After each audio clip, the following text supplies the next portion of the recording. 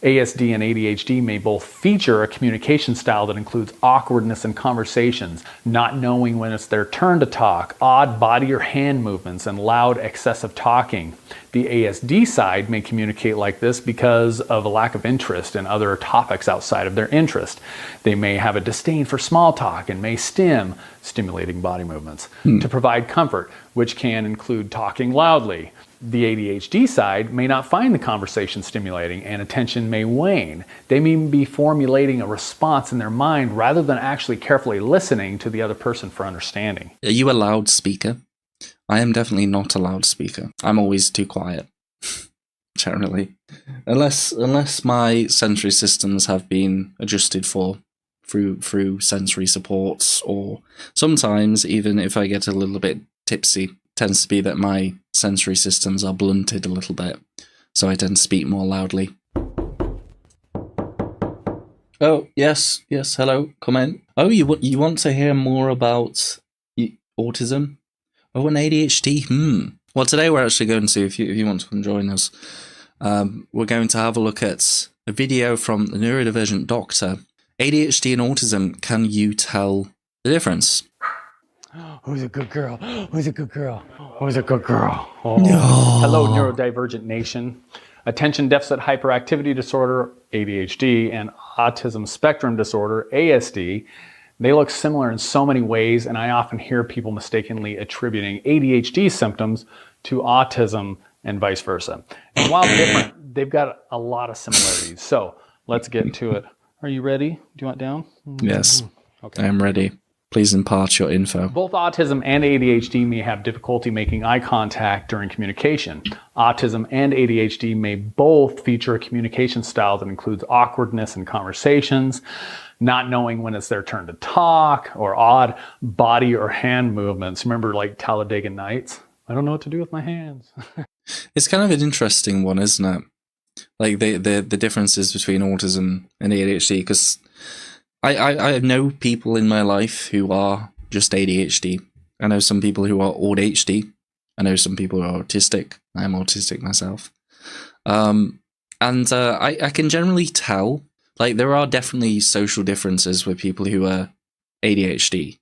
Like, as he was talking about, sometimes with the eye contact and sort of following social conversations and such. But it tends to be, I think, more related to, like, distraction or like thinking about what they're wanting to say rather than sort of following the flow of conversation, or perhaps getting a bit too excited on what they want to say and sort of jumping the gun a little bit. Whereas opposed to autism, it's kind of like, you know, we just find eye contact very, very painful. Processing times might be a little bit different. Distraction, yes. Can barely hear the video. Let me boop it up for you.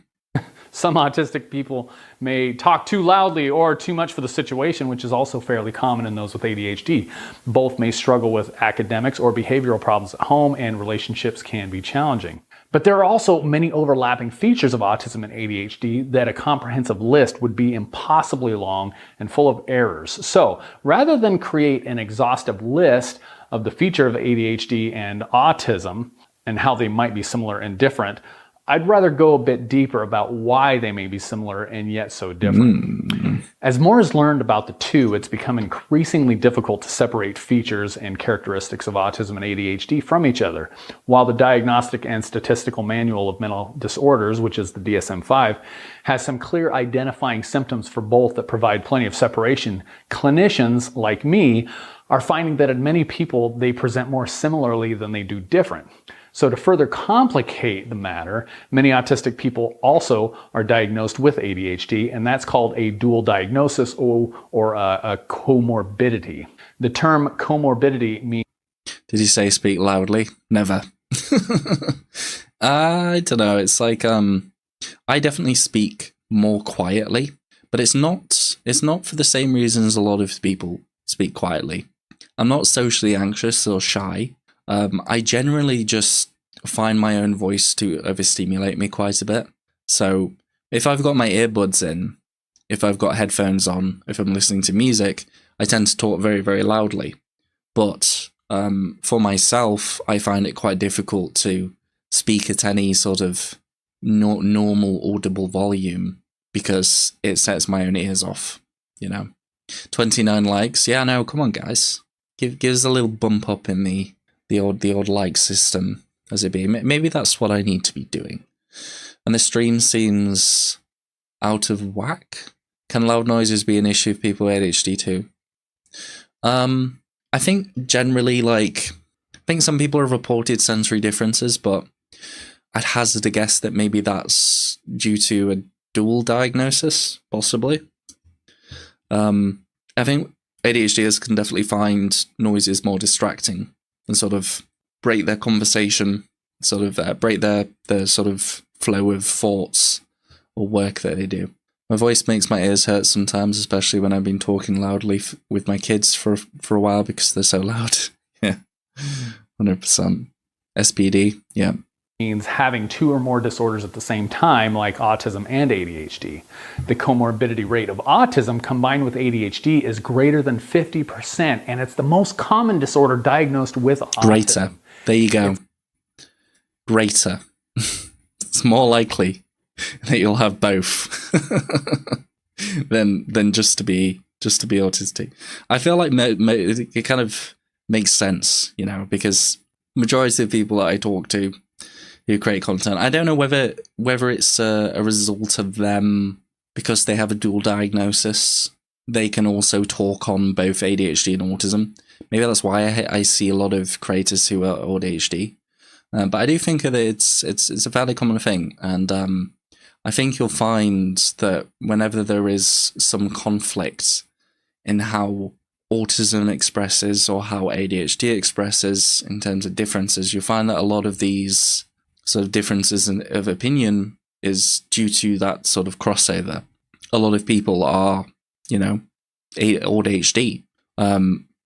Lesser degree of people are just ADHD or autistic. So you gotta remember that whenever you're interacting or you're consuming content from anybody who does have a dual diagnosis of that nature. I mean, you could say that for anything, couldn't you? Like anxiety, depression, obviously going to have some impact on someone's outward presentation and behavior. But when it comes to speaking specifically on different aspects of being autistic, got to take into account that a lot of people are both autistic and ADHD, a really big factor. It's also estimated that 25% of children diagnosed with ADHD also have features of autism but may not have been evaluated for autism. So it's unknown what those true statistics are. And this research I'm talking about only focuses on... For autism, if you're diagnosed autistic, greater than 50% chance that you're also ADHD, whereas if you're ADHD, perhaps greater than about 25% chance that you're also autistic. Interesting. Children. Imagine how many adults there are who have not yet been identified as autistic. Additionally, a child or adult who is diagnosed with both autism and ADHD may have the potential for complex emotions and greater variances in thinking, and that can possibly further complicate their own thoughts and behaviors. And this level of complexity can also complicate a clinician's efforts to diagnose because self-report is a very important part of diagnosis. So, if a person struggles to understand their own emotions and their feelings and their thoughts, and if they also have difficulty articulating what they do understand, then it becomes an uphill battle for both the client and the clinician. Again, this is not all autistic people or all people with ADHD or neurotypical people even. While these two may be looking... Well, yeah, it's like if you're looking for autism, if you're going to someone for an autism assessment, and they have characteristics of ADHD which do not fit into autism, it may sort of muddle or haze up the diagnostician's view because they may be looking for autism-related things, and they find that because someone is ADHD, some of these autistic traits are going to be a bit different in the way that they present, how they look, so it's going to be a bit confusing for them and sort of maybe muddle up the process. I mean, you can take the example of preferring routine. I think that's a pretty common one that people talk about.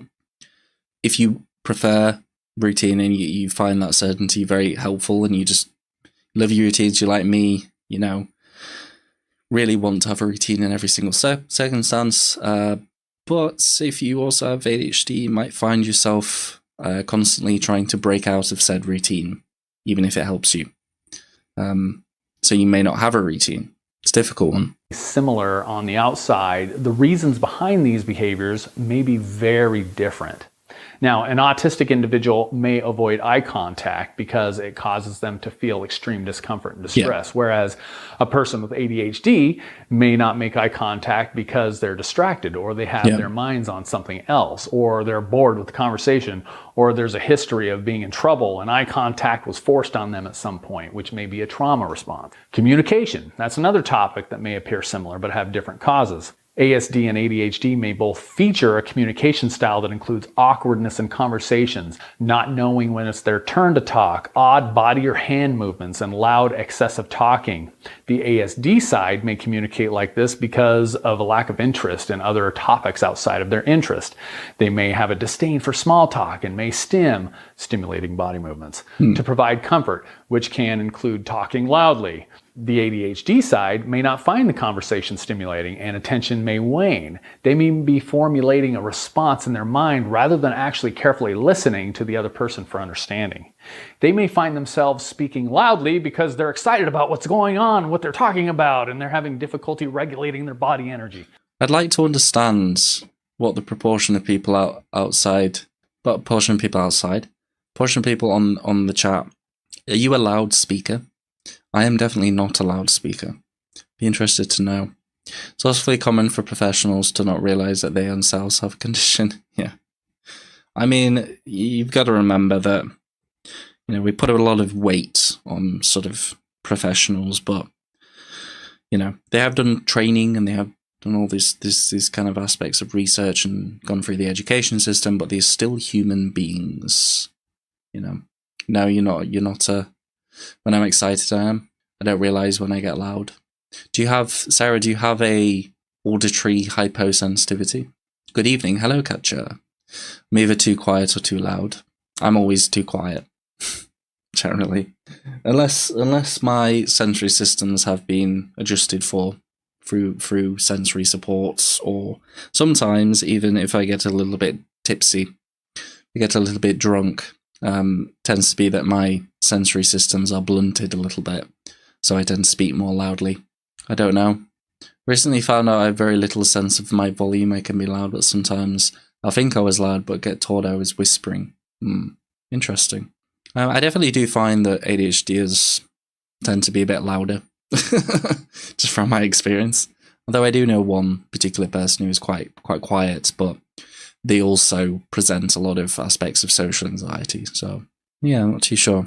One of the most challenging aspects professionals and most everyone else encounter with autism and ADHD is that features and presentation within each group vary greatly. Yes. So it's totally impossible to make general statements about either, because any statement will not apply to all autistic individuals or ADHD individuals. It's unlike many of the other diagnoses or disorders that are listed in the DSM-5 that are clearly defined and criteria well established based on many decades of research. That's not to say we won't continue to change our understanding on all disorders as we progress, but the research on ASD and ADHD is still in its infancy, and we'll likely see a great expansion of understanding going forward. Hell, in just the past few years, we've seen amazing research results that challenge the old ideas. As a clinician who works with individuals diagnosed with ADHD... Well, I think maybe one that they might not talk about because is relatively sort of new concept, particularly when it comes to attention style. We were talking before about monotropism, polytropism. I don't know if there are any ADHDers in the chat, just ADHDers, or anybody who's watching this on replay and in the comments. I'd like to know, do you have a polytropic or do you have a monotropic style? Do you find that you work best in chaos, sort of paying attention to lots of different things constantly at the same time? Or do you find that you work best when you have one thing to focus on? I worked in childcare and definitely was able to project my voice across the school. Cool. I can do, but it just irritates my ears. ADHD chaos rocks. There you go. I work best when I have one thing to focus on. Are you ADHD, Paul Sue? Mono? You're monotropic? ADHD? Yeah, you got the ADHD though. It's like, yes, I'm ADHD. Are you autistic as well, Paul Sue? Well, I'm PTSD and it sucks. Does that have an impact on your focus style? I think I have ADHD. I am chaos, do best focusing when I distract myself with something else. I like a busy environment but order. No, but I'm planning on getting screening for it sometime in the future. Interesting. Bree says, Maha, I have a semi-controversial topic proposal for the stream. I read a post about trauma-induced autism. I'll have to have a look into that. That would be a very interesting one indeed. You know what I like to talk about, Bree. I'm only autistic and I'm monotropic. Yeah, I think that could be also a different one, possibly. Difference between the two. ASD and ADHD, I've found that I'm paying less attention to the pathological-based definition of ASD and ADHD that considers it being a set of disorders that are terrible and frightening. I don't find this to be true in my experience. I prefer to define ASD and ADHD as being a variance in neurological operations from the norm that largely involves communication, social, and behavioral differences. I don't necessarily see these two as disorders as much as I do different ways of thinking and behaving. Think Windows operating systems to Linux or Apple phones to Android. Both work, but they use totally different operating system and platforms. In a world of Apple users, given an Android to use, they might find it counterintuitive and clumsy and overcomplicated and archaic. Now, an Android user and Windows user may find the Mac and Apple phones confusing, too simplified, unable to customize in ways they want. Full disclosure, my wife and I use different phone and computer systems, and this analogy becomes more appropriate for me each time I try to use her Mac or iPhone. Furthermore, I prefer to use the words features and characteristics instead of symptoms, as symptoms are changes in someone that denotes disease, disorder, and dysfunction. Signs. Whereas feature or characteristic is something that is more of an attribute or an aspect or identity, and it may be a permanent part of their lives. 100%. If you look deeper into the online world of autistic adults, you'll find that many experience autism as a part of their identity rather than a disorder. To me, autism and ADHD are not differences to be cured, but rather space needs to be made in our society. But it goes beyond the concept of just a social model of disabilities, if you've studied that. But that's a whole other video in and of itself. So with that being said, I'm cognizant of the struggles and the challenges many autistic and ADHD individuals face on a daily basis. I don't want to minimize their experiences when comorbidity includes anxiety and depression and personality disorders and more. Having traits of autism and ADHD in a world that has not yet accommodated their needs becomes more difficult. And often masking those conditions is a common survival and a defensive skill that can have painful long-term, sometimes even permanent consequences. As mentioned, the variance within these two groups also makes it seem impossible. Yeah, I don't know. Like I was kind of thinking because of that reference with the glass and the prescription pills. Perhaps when it comes to things like addiction, maybe in the case of autistic people, it might be more that we gravitate to stuff that kind of blunts us, to outside things that are affecting us, or allows some form of escapism in that sense. Maybe for ADHDers, it's more of like seeking novelty or exciting or sort of pleasurable experiences when it comes to like substance use, possibly. Just a thought. Really like that line of thought features. I have CPTSD as well as ADHD, not sure about autism. Yeah, I think it's kind of a difficult. I think it's when it comes to like the subtle, more nuanced kind of differences between the two. I think it's best explained by why. Like why are these differences there? I think beyond stuff like hyperactivity and sort of focus, you have two diagnoses which do impact your communication, your perception, as I said, your behaviors. So to some degree, they might seem very similar when it comes to looking at them on paper, but looking into like the reasons for why, looking behind the actual signs, the features, as I said, you find why. You find the why, and that why is more illuminating for trying to tell the difference between the two. If that makes sense. dopamine hits. Yeah. Well, maybe not dopamine hits. I mean, dopamine's a doing transmitter, but endorphins for sure. The dopamine is like motivation neurotransmitter, gets you to want to consume something. I feel my AD or an ADHD provide a balance. Interesting, because a lot of people, Eric, find it that there is, it's almost like their ADHD and their autism is a sort of fighting with each other constantly. Looking for the reasons why makes sense, 100%. Hello, cherries. Nice to see you. Nancy says, Jesus said, blessed are you, the ones who are solidarity and superior. For you will find kingdom. For since you came from it, you shall return to it. Maybe you meant autistic people. Interesting view. Thank you for that. Howdy. Hello. The why. I think the why is like the differentiating thing, but it's complex, like, and it requires like a lot of digging, I would say. Possible to create a generalized list of features and presentations that represent all autistic and ADHD individuals. That's the issue, isn't it? Some autistic individuals may avoid large groups of people, whereas others may relish an opportunity to be in a large group, possibly because they find greater opportunities to learn about others or look forward to talking about their interests to others. Some with ADHD have great difficulty planning and organizing, whereas others with ADHD do a better job with this than most other people. You see, the old criteria may represent a lot of those people who are autistic or have ADHD, but not all. And people have got to stop telling other people that they can't be autistic or they can't have ADHD because of some idea that's archaic that they have about it. Yeah. For me, I'm highly empathic with regard to others in pain or feeling happiness, probably too empathic. But in other situations, I don't show a lot of empathy. So I don't really fit into the common idea about ASD.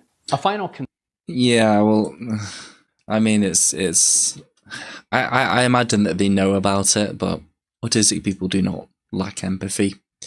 But yes, it is a stigma. It's a stereotype that autistic people lack empathy, which is wrong. It's more about the cognitive elements rather than empathy itself, being able to tell what emotional state is someone's in, and also empathy in general. Like, generally, if you can relate to someone's experience, if you have experienced that thing that they're talking about, or you have a sort of a great ability to sort of visualize or put yourself in someone else's shoes, to be like, okay, I'm sort of visualizing what that might feel like for me to go through that, then you can generally show a lot more empathy. But if it's something that's so out of your way of viewing the world, your experiences, it can be somewhat quite difficult to empathize, but not impossible. Yeah, stop telling us that. 100%, Sharon. I have a question, perhaps off topic. I need feedback. I have extreme anxiety and possible depression and physical pain and fatigue leading up to my initial ASD evaluation in 8 days. Okay, I'm waiting for the rest of it. I don't try to relate, genetically speaking. It was red/harmful cut. I'm eloquent, I can't be autistic. Bree says, I'm trash at thinking about how others might feel when making decisions. I think most people are, to be honest, in general. Human beings are selfish creatures. Not saying that that's anything against yourself, but it's kind of like, generally when you think about what you want to do, you're not always considering other people. And I do maybe that is something which is perhaps related to autism, possibly not because of a lack of empathy or lack of care, but it's life can be very overstimulating, and we like to formulate routines. And the best way to have a consistent routine is to eliminate all the possible factors involved in that. And that the big sort of possible factor of chaos, of uncertainty, is other people being involved in said routine, you know. Where is Katja? I can see the rest of what you were going to say. Are you asking, Katja, are you asking about feedback? Do you think that it will? Are you worried that it's that having these sort of flare-ups in fatigue and pain and depression and anxiety, that the diagnosis is going to affect you, or are you worried that it's going to impact the way that they interpret you? Is that what you're worried about?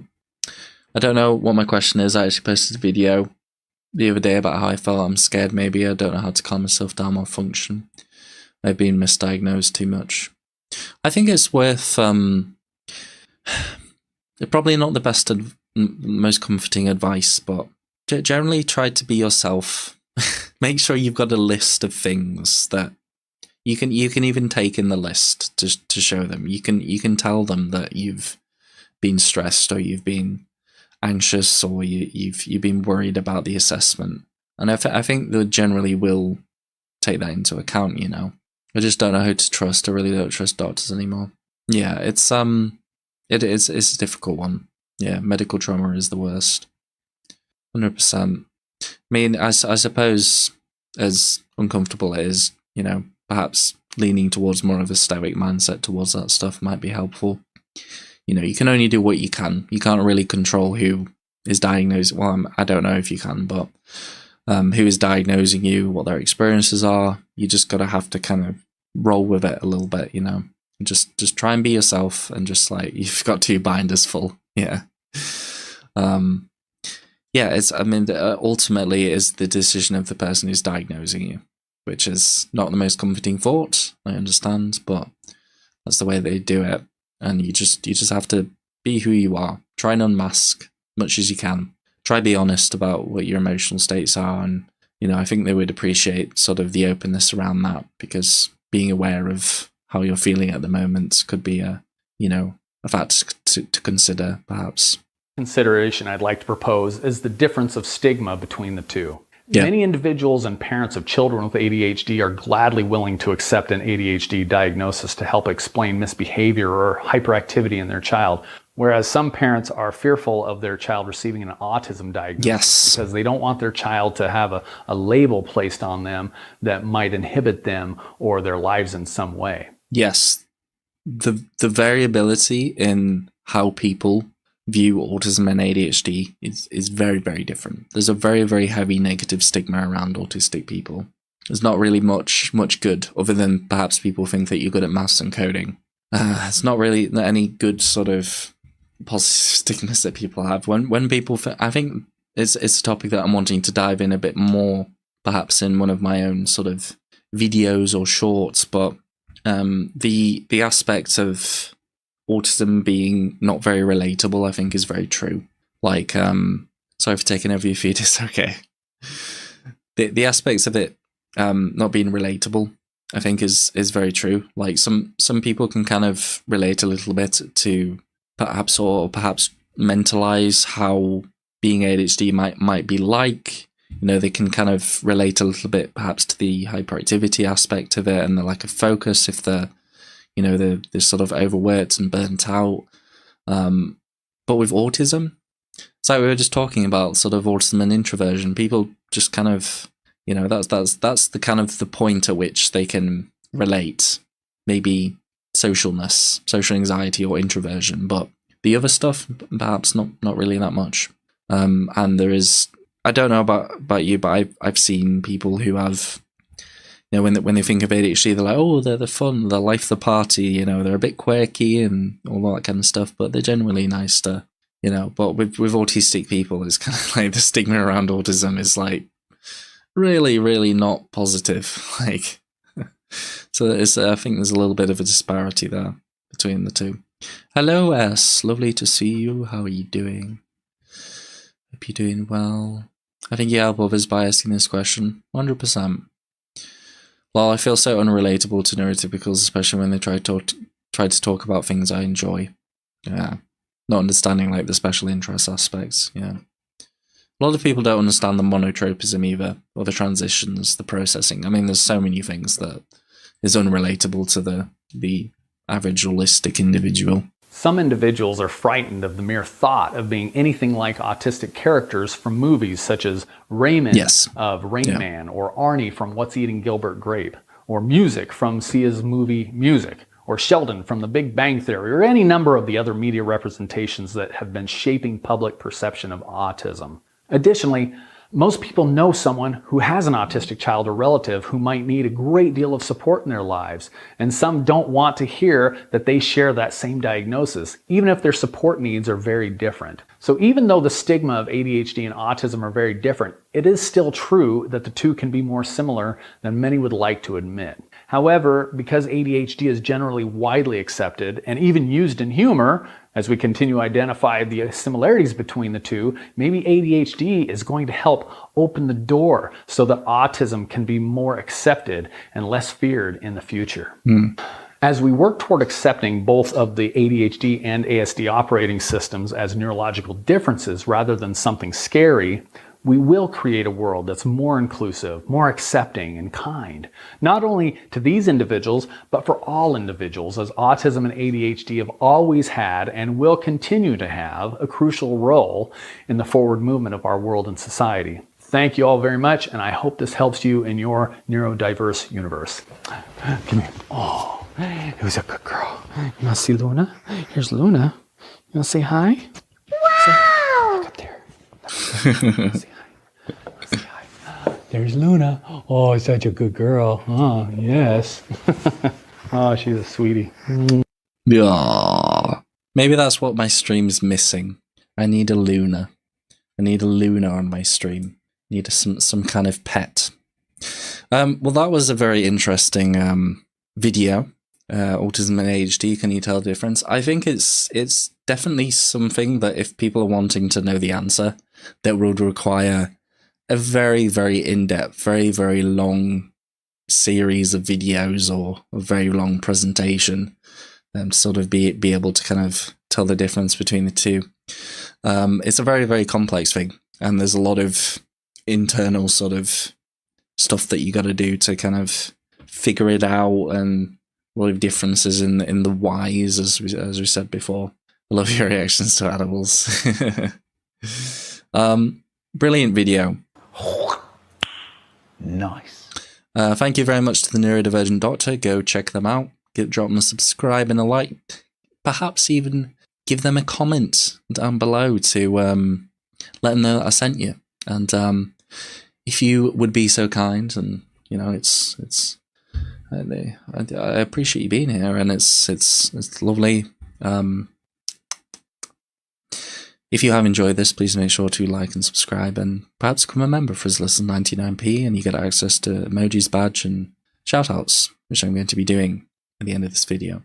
I'm a poet.